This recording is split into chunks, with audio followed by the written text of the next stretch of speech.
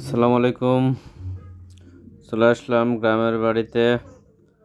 পাশেই আমাদের বিভিন্ন ধরনের ফসল।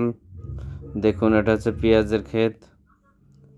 পেঁয়াজের জমিতে বিভিন্ন ধরনের ফুল এসেছে।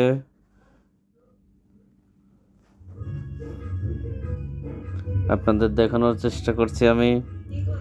আশপাশে একের পাশে আছে রসুনের ক্ষেত, এপাশে পেঁয়াজের ক্ষেত। আপনাদের দেখানোর চেষ্টা করি। দেখুন, পেঁয়াজগুলো অনেক বড় হয়ে গেছে, কিছুদিন আগে লাগানো হয়েছে। আবার স্যালো মেশিন দিয়ে পুকুর থেকে পানি দেওয়া হচ্ছে পেঁয়াজের বইতে, যেগুলোতে আপনার কয়েকদিন আগে পেঁয়াজ লাগানো হয়েছে সেখানে পানি দেওয়া হচ্ছে, কিংবা দানা দানা রোপণ করা হয়েছে। এটা দেখুন হচ্ছে রসুন, এটা আলু আলু লাগানো হয়েছে, যে এটা আলু। এর পাশে রসুন, সবুজ ফসলে ভরপুর আমাদের মাঠ। তবে সরিষার ক্ষেত নেই এখানে, সরিষার ক্ষেত আছে দূরে। আপাতত এখানে সব পেঁয়াজ, রসুন, আলু এগুলো এখানে রোপণ করা হয়েছে।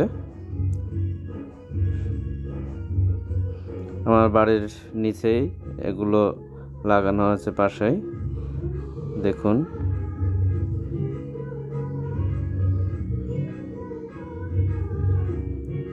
অসাধারণ দৃশ্য। আসলে গ্রামে অনেকদিন পর গিয়েছি।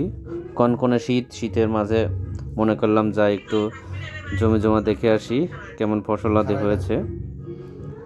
জন্য আমি আর আমার ছোট ছেলে গেলাম, গিয়ে ভিডিওটা করলাম যে ফসলাদি কেমন হয়েছে।